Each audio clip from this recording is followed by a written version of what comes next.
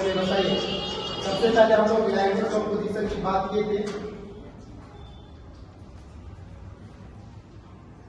Language composition में आपको 3 type से बताए थे, एक था 59%, एक था आपको 20%, एक था आपको 1%। सबसे मेजर और सबसे ज्यादा जो बेल्जियम में बोली जाती थी वो लैंग्वेज का था 59% people that is spoke the Dutch, और 40% फ्रेंच और 1% ठीक है। लेकिन सबसे बड़ा जो कॉन्फ्लिक्ट आता था वो आता था कैपिटल में, जो उसकी जो ब्रुसेलस जो उसकी कैपिटल थी वहां पे बहुत ज्यादा कॉन्फ्लिक्ट आता था। और प्रॉब्लम यह चला था कि सबसे ज्यादा जो देश में बोली जाने वाली लैंग्वेज कौन थी?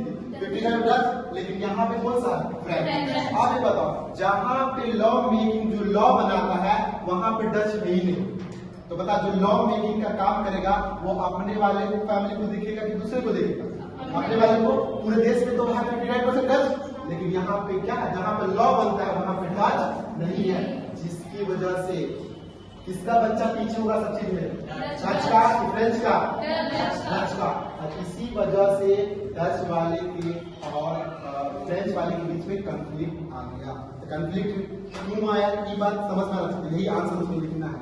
What is the reason behind the conflict between the French and Dutch, तो ये आपको कहानी लिखना है। और क्या क्या कंफ्लिक्ट आने से क्या क्या हुआ, अब एक बात देखिए, कोई भी अगर जब बनता है अपना गवर्नमेंट बनाएगा तो वो अपनी कम्युनिटी को देख रहा था।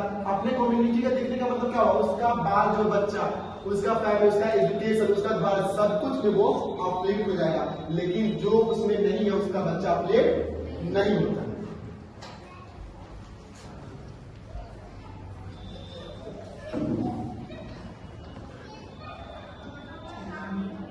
चलिए यही 4 पॉइंट बताए थे आप लोगों को। क्या बताते? पहला बोलते थे कि बेल्जियम जो था फ्रीडम तो हो गया था 1830 में, आजाद तो हो गया था, लेकिन आजाद होने के बाद क्या था, जो पॉलिटिकल और इकोनॉमिकली तरीके से देखा जाए तो वो डोमिनेट करने लगा था। डोमिनेट करने का मतलब क्या हुआ था, उस पे अपने हावी हो गया। डच वाला क्या हो गया, एक तरीके से कमजोर हो गया। फ्रेंच वाला क्या हो गया, हावी का मतलब मजबूत हो गया, क्योंकि लॉ मेकिंग का काम कौन कर रहा है? फ्रेंच वाला। तो इस तरीके से देखा जाए तो पॉलिटिकली, इकोनॉमिकली सबसे ज्यादा आपका कौन डेवलप कर रहा है यहाँ पे?